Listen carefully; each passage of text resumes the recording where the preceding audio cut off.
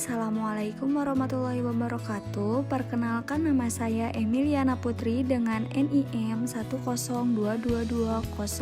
Saya dari Universitas Teknologi Digital. Di sini saya akan menampilkan sebuah video tentang seseorang yang menginspirasi saya, bahkan seluruh Indonesia juga mungkin menginspirasi beliau. Beliau adalah salah satu konten creator, artis, sekaligus pembisnis terkenal di Indonesia. Beliau biasa disebut dengan nama A.A. Raffi, siapa lagi kalau bukan Raffi Ahmad. Profil usaha. Selain sukses sebagai artis, Raffi juga memiliki sejumlah bisnis yang berada di bawah namanya. Bisnis Raffi Ahmad tidak bisa lepas dengan nama Nagita Slavina, yaitu istrinya. Hal ini dikarenakan kerajaan bisnis yang dibangunnya saat ini dilakukan bersama istrinya. Sebagian besar bisnis yang dijalankan Raffi Ahmad dan Nagita Slavina tak jauh dari dunia entertainment. Hal ini wajar karena profesi keduanya memang berkecimpung di dunia entertainment. Pasangan suami istri ini dikenal memiliki perusahaan Rans Entertainment. Namun selain Rans Entertainment, mereka memiliki sejumlah bisnis di bidang lainnya yang menggunakan nama Rans. Profil pengusaha. Raffi Farid Ahmad atau biasa disebut dengan Raffi Ahmad dilahirkan di Bandung, Jawa Barat pada 17 Februari 1987. Ia merupakan anak sulung dari ketiga bersaudara. Dari pasangan almarhum Munawar Ahmad yang keturunan Pakistan dengan Ami Konita yang keturunan Sunda. Kedua saudaranya bernama Syahna Sadika dan Nisha Ahmad. Raffi Ahmad pernah mengatakan mengenai silsilah keluarganya bahwa ia dibesarkan dalam sebuah keluarga berdarah Pakistan yang diturunkan dari sang kakek. Meskipun Raffi Ahmad berasal dari Bandung, ia menghabiskan masa-masa sekolahnya di Bandung dan Jakarta. Raffi Ahmad mengenyam pendidikan sekolah dasar di SD Taruna Bakti. Lanjut dengan ke sekolah menengah pertama di SMP Negeri 5 Bandung. Setelah lulus SMP, Raffi Ahmad hampir bersekolah di SMA Negeri 5 Bandung. Akan tetapi, akhirnya ia justru masuk ke SMA Negeri 3 Jakarta. Namun, tak lama kemudian, beliau pindah ke SMA Negeri 16 Jakarta. Usai lulus SMA, ia mengenyam bangku kuliah di Universitas Paramadina dan Universitas Terbuka. Raffi Ahmad memulai karirnya saat ia masih menduduki bangku SMP. Mulai dari mengikuti syuting sinetron, FTV, bahkan film layar lebar. Berawal jadi pemeran pendukung di sinetron pertamanya, yaitu Tunjuk Satu Bintang pada tahun 2002. Raffi baru melejit dalam senandung masa puber di Trans TV sebagai pemeran utama bersama Bunga Citra Lestari. Setelah itu, Raffi terus-menerus muncul di sinetron-sinetron dan FTV remaja, bahkan film layar lebar. Salah satunya film berjudul Love is Cinta. Akting apik beliau di film yang dibintangi juga oleh Acha Septriasa dan Irwansyah mendapatkan pujian dari kritikus film. Pada akhir 2006, musisi Melly Goeslaw mengadakan casting untuk grup vokal bukan bintang biasa, yang lebih dikenal dengan sebutan BBB. Proyek ini dikhususkan untuk pemain sinetron remaja di Indonesia. Dari sekian banyaknya pesinetron yang audisi, akhirnya terpilih Raffi Ahmad bersama Laudia Cynthia Bella, Chelsea Olivia Wijaya, Dimas Beck, dan Ayu Sita. Single pertama mereka, Let's Dance Together, di mana baik di pasaran.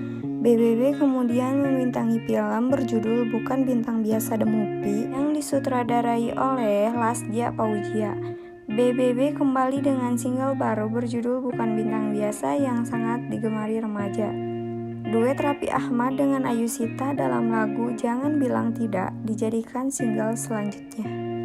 Pada tahun 2008, karir akting Raffi semakin bersinar. Ia tampil di film besutan Rudi Sudardjo bertajuk Liar dan Asoy Geboy. Kemudian namanya makin melambung ketika ia membawa program musik dahsyat bersama dua artis multitalent Luna Maya dan Alga Syaputra. Di penghujung tahun, Raffi Ahmad bersama BBB meluncurkan single baru berjudul Putus Nyambung dan ternyata mendapatkan respon bagus di pasaran. Ini sekaligus menepis anggapan bahwa BBB hanya grup vokal sesaat. Pada tahun 2009, Rappi yang disebut-sebut sebagai salah satu artis terlaris berkat program Dahsyat, semakin memantapkan diri di bidang presenter televisi. Selain di Dahsyat, Rappi juga hadir dalam 2 program lainnya, yaitu Rappi WKWKWK dan OMG yang kembali memasangkannya dengan Olga Saputra. Namun, Rappi juga tetap eksis di dunia akting. Bermain di beberapa judul FTV, sinetron buku harian Baim, hingga sitkom OKB, juga dijalaninya hingga saat ini. Selain itu, Rappi juga kembali dengan single terbaru Johan alias Jodoh di Tangan Tuhan saat berduet dengan Laudya Chintya Bella. Selain karirnya yang cemerlang, Rappi tidak lepas dari berita asmaranya dengan rekan sesama artis. Mulai dari Laudya Chintya Bella, Bunga Zaina, Ratna Gali, Tyas Mirasih, hingga Yuni Shara. Rappi juga memulai menjajal peruntungan di dunia penyutradaraan dengan menggarap sebuah film pendek berjudul Barbie. Film berdurasi 10 menit ini akhirnya diganjar penghargaan Best Movie di dalam penghargaan LA Likes Indie Movie 2011. Pada tanggal 28 Agustus 2014, Rappi membintangi film Olga dan Billy Lost in Singapore bersama Olga Saputra, Billy Saputra, Tara Buniman, Chang Kelvin, dan adik Rappi Ahmad yaitu Shana Sadika. Di film ini, ia tampil secara khusus. Pada tanggal 4 Mei 2015, Rappi merilis album baru Kamulah Takdirku, dan single utama dari album tersebut Kamulah Takdirku. Album ini banyak berkolaborasi dengan istrinya, yaitu Nagita Slavina, dan hanya terjual di semua gerai KFC Indonesia. Pada tahun 2021, Rappi membeli sebuah klub sepak bola di kota Cilegon, yaitu Rans Cilegon FC, yang merupakan kepanjangan dari Rappi Ahmad dan Nagita Slavina Cilegon FC. Rans Cilegon FC bermain di Liga 2 dan pada tahun 2022 klubnya naik ke kasta ke Liga 1 serta nama klubnya berubah menjadi Rans Nusantara FC. Menghadapi ujian, pernah terlibat dalam kasus narkoba, Rappi Ahmad mengakui untuk pertama kalinya kalau hasil tes narkobanya dulu bukan positif. Dalam podcast Deddy Corbuzier, Rappi Ahmad mengungkap kalau dulu dia menggunakan obat tersebut yang termasuk jenis katinon. Saat itu jenis narkoba yang digunakan Rappi Ahmad tergolong jenis baru. Dari pengakuan Rappi Ahmad, ia sebenarnya menggunakan obat itu sebagai obat perangsang. Selanjutnya, saat diperiksa, Rappi Ahmad mengaku kalau dia tidak positif narkoba. Selain itu juga, Rappi Ahmad dikatakan pernah nyaris kehilangan suaranya karena dipakai terus-menerus. Ia mengaku bekerja sejak usia muda hingga sekarang. Suaranya tak ada istirahat. Ketahui jadwal kerja Rappi Ahmad sangat padat. Dalam sehari dapat bekerja hingga 5-8 program. Jadi kayak ada keloidnya harus diambil. Pita suaranya memang bermasalah, ujar beliau. Lepas dari jeratan kasus narkoba, pembawa acara Rappi Ahmad secara tidak sengaja mendapatkan pelukan yang berarti dari Nagita Slavina. Nagita Slavina mengatakan saat itu Rappi Ahmad tengah bermain ke rumahnya untuk bertemu ibunya, Rita Amalia Beta. Rappi nelpon sama mama, janjian, dia datang mau ke atas, aku mau pergi, ungkap Nagita Slavina dikutip dari channel YouTube Daniel Mananta Network. Untuk diketahui, Nagita Slavina beberapa kali menolak Rappi Ahmad saat mencoba mendekatinya. Nagita Slavina berujar pertemuan tersebut kali pertama berjumpa lagi dengan Rappi Ahmad setelah sekian lama tidak bertemu. Pernah tersandung kasus narkoba, Rappi Ahmad tak ingin Rapatar juga mengikuti jejaknya. Cuma pas ketemu pas di depan lift, iya peluk.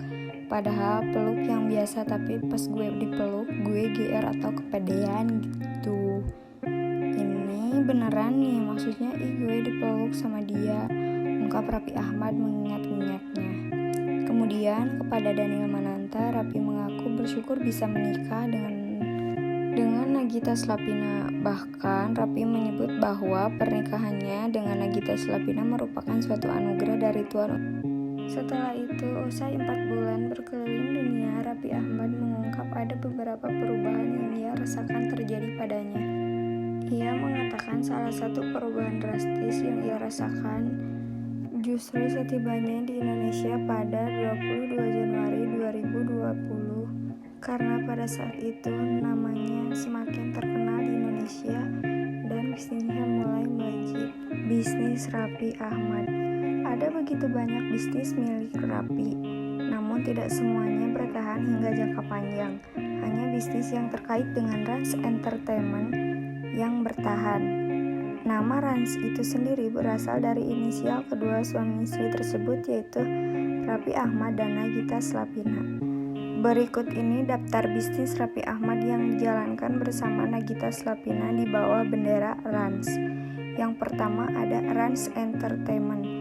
Bisnis Raffi Ahmad yang pertama sudah pasti Rans Entertainment. Rans Entertainment adalah channel YouTube dan rumah produksi Raffi dan Nagita. Pada channel YouTube banyak ditampilkan video-video keseharian keluarga Raffi. Channel YouTube ini dibuat pada 27 Desember 2015. Hingga kini subscribernya sudah mencapai jutaan bahkan puluhan juta. Yang kedua, Rans Musik. Bisnis Raffi Ahmad selanjutnya yaitu Rans Musik.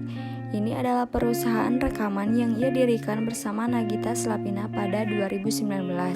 Unit usaha dalam Rans Musik terdiri dari label musik, produksi musik, manajemen artis, studio rekaman, studio latihan, hingga menyediakan konten digital.